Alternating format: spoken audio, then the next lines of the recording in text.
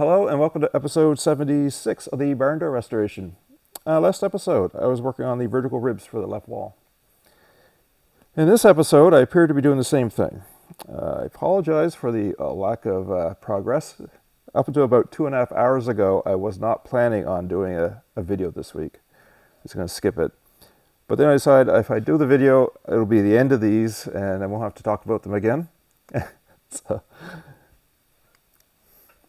So last episode, I went over the differences between the Barndoor vertical rib and the later split, because I'm using ribs that I recovered from a 1960, and there's quite a few differences between that and the Barndoor. So I'm just going to recap those a bit. So this is the one I've finished, mostly. So the first thing that's a bit noticeable is on the later splits, there's a wide rib that goes across at the top.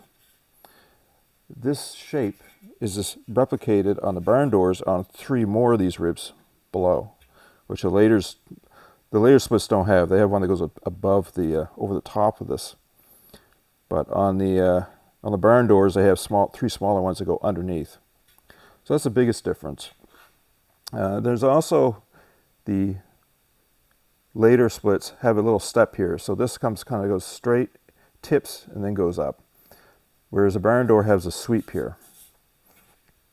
Other than that, they look pretty much the same. There is something I did notice, and is it right here? Yes, right in this section. It seems like the Barndoor rib was just slightly thicker, by about 1.5 to 2 millimeters thicker here, just over a short stretch. Now, it's not something that's easy to see, but measuring the Barndoor, now this one's too damaged to actually tell, but the one over here is a little less damaged, it's still damaged, but measuring it, it is a little bit thicker in this short section. And if I put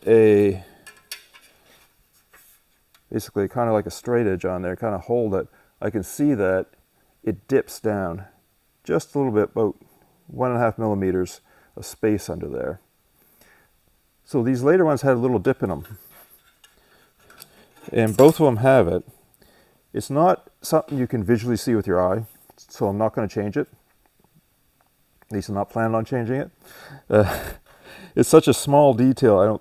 It's probably just a artifact of the stamping, different dyes. And I don't think it was actually done for a reason. I think it's just part of the stamping process. But it is a difference, and both of these have it. Those appear not to. Those appear to be just a nice straight line, nice curve, where these have a slight dip in them.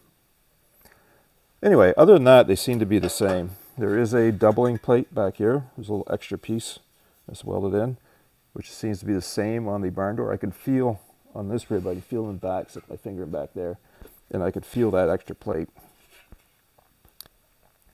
Last episode, I talked about building a new repair section for the bottom and adding in these little shapes to go over the horizontal ribs.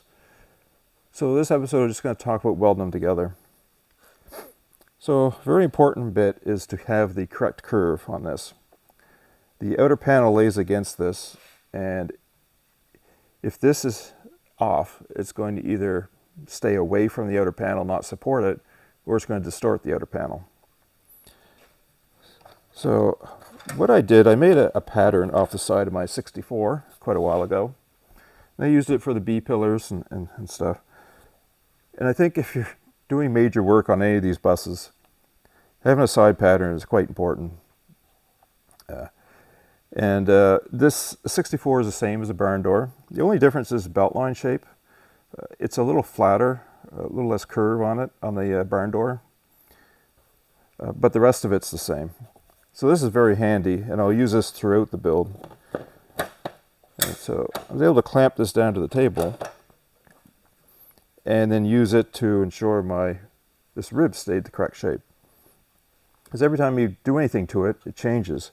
Especially adding in these little steps over the horizontal ribs. Because you have to stretch so much metal there, it changes the curve on these.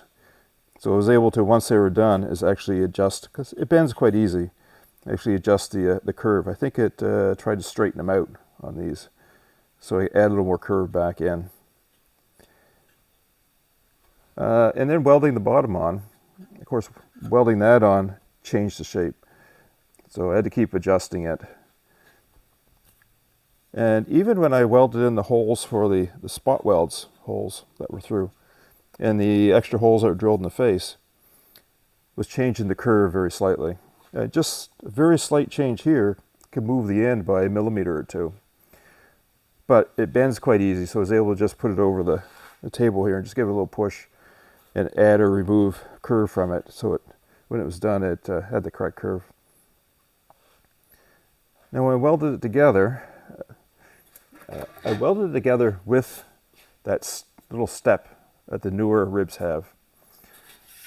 So after I had it welded, I actually put a cut about 6 millimeters down from the face and put a cut in over that section, and then moved it out and added a curve in the outer piece. And that left me a slot on each side. So it was quite wide in the middle. So I welded it in from both ends as far as that was reasonable with the gap. And then I added an extra piece of metal in on each side and welded that. So that gave me my the nice sweep. And of course doing that changed the curve again. I had to readjust it. And I also welded in all the holes, extra holes that have been drilled into it. It does have one hole that's an original hole here. And then there is a bunch of spot welds I had around I had to weld in.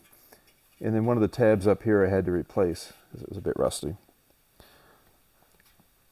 So having this pattern was very important. If I hadn't had that, I'd probably end up with the wrong curve. Because there's many times I went and set it back on here and it was off. If I lined it up down this end, it would be off like 2 or 3 millimeters down here. But just giving it a little force down over something is easy enough to keep the correct shape.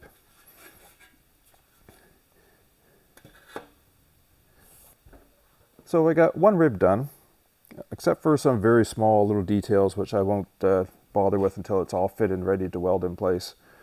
Then I'll go over it one last time to make sure it's perfect. This one just needs welded together, but I'll do that in between other stuff. This welding table has been very handy for this project. My wife bought this for me for Christmas. It comes in just sheets and you assemble it and weld it together yourself, which is quite easy to do. Very, very handy. And these are really cheap clamps I bought. I was going to buy or build some better ones, but these seem to work fine for now. It's just nice to take an awkward part and be able to hold it in place good. And it's also just to hold the part down where you grind on it or weld on it. It's quick and easy. I was going to build some legs for it, but I haven't got to that point yet. So that is it for this episode.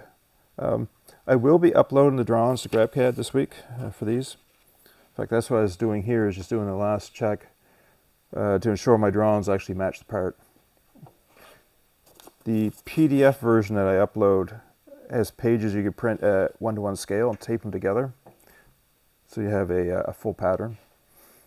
Next episode, the back window panel. I'm going to get that off of there and restored, hopefully. If it's anything like the progress I've been making so far, I'll probably only have it partially restored. Anyway, that's it. Sorry for the lack of progress. Thanks for the comments. I appreciate them. And thanks for watching.